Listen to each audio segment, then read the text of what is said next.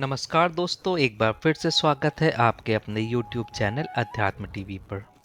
दोस्तों, आज हम सावन के आखिरी सोमवार की व्रत कथा सुनेंगे।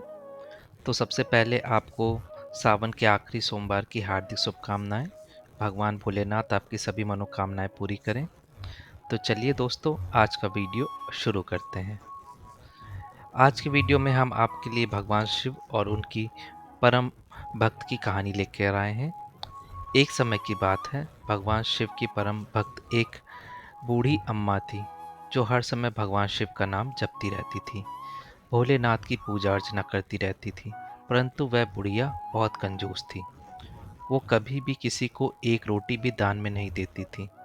जब पड़ोसी उससे कहते, बूढ़ी अम्मा किसी को कुछ दान भी दे दिया करो, तो वह कहती, मैं तो भगवान शिव की इतनी बड़ी भक्त हूँ, हर समय भोलेनाथ का जाप करती रहती हूँ, फिर मुझे दान पुण्य करने की क्या जरूरत है। मुझे तो वैसे भी शिवलोक की प्राप्ति होगी, मुझे क्या जरूरत है दान पुण्य करने की। वह बुढ़िया यह नहीं जानती थी कि अन्न का दान सभी दानों में सबसे बड़ा है। एक दिन भगवान शिव ने सोचा कि इस बुढ़िया को सब लोगों ने बहुत समझाया, लेकिन इसने किसी की भी नहीं मानी। यह मेरी भक्त है, यदि मैंने इस पर कृपा नहीं करी तो मेरे भक्तों का मुझ पर विश्वास नहीं रहेगा। ऐसा सोचकर भगवान शिव ने एक भिखारी का रूप धारण किया और उस बुढ़िया के द्वार पर पहुंच गए। भगवान शिव उससे भिक्षा मांगने उसके द्वार पर जैसे ही पहुंचे, बूढ़ी अम्मा बाहर आई और बोली, बाबा, मेरे घर का सारा काम पड़ा है, बाद में आना। ऐसा कह के वह अंदर चली गई। भिखारी के रूप में भोलेनाथ वहां से चले जाते हैं।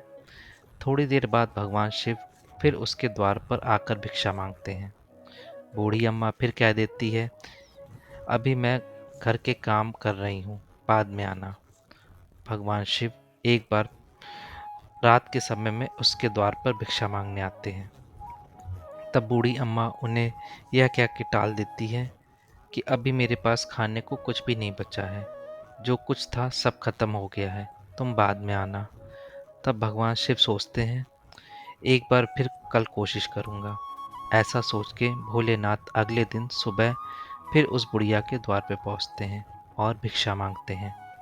माई, मुझे कुछ खाने को दे दो, मैं बहुत दिनों से भूखा हूँ, मुझ पर दया करो माई, ऊपर वाला तुम पर दया करेगा। तब बूढ़ी माई को गुस्सा आ जाता है।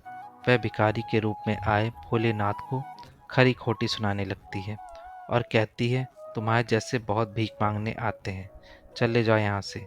और ऐसा कहकर वह उन्हें वहाँ से भगा देती है। अब भगवान शिव सोचते हैं, यह बुढ़िया नहीं सुधरेगी। ऐसा सोचकर भोलेनाथ वहाँ से चले जाते हैं।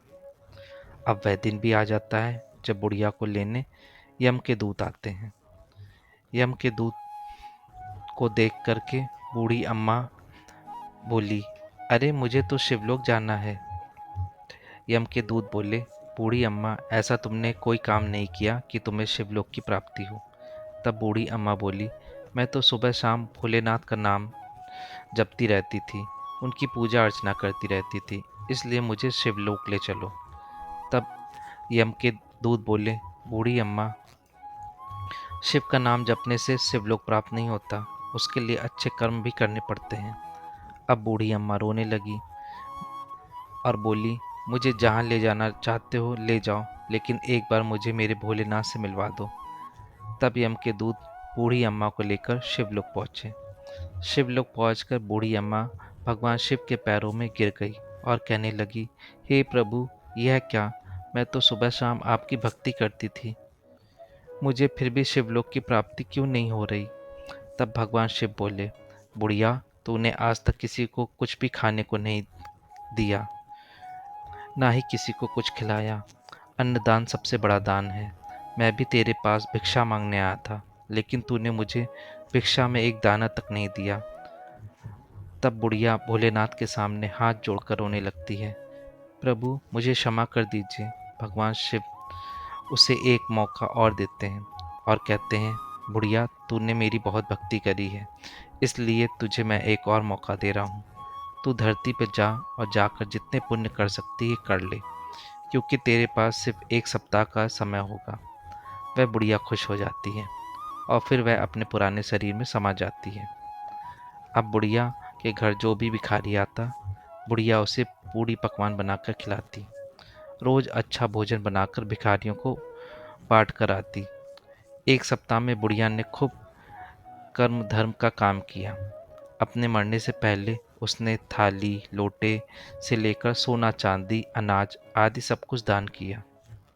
1 सप्ताह बाद जब वह बुढ़िया के दोबारा प्राण निकलते हैं तो उसे भोलेनाथ की कृपा से शिवलोक की प्राप्ति होती है। तो दोस्तों, ये थी सावन के सोमवार के चौथे सोमवार की कथा। उम्मीद करते हैं आपको ये कहानी अच्छी लगी होगी। अगर कहानी अच्छी लगी हो तो प्लीज़ वीडियो को लाइक शेयर और सब्सक्राइब करें और दोस्तों के साथ ज़्यादा से ज़्यादा शेयर करें। मिलते हैं आपसे एक अगले वीडियो में। तब तक के लिए नमस्कार।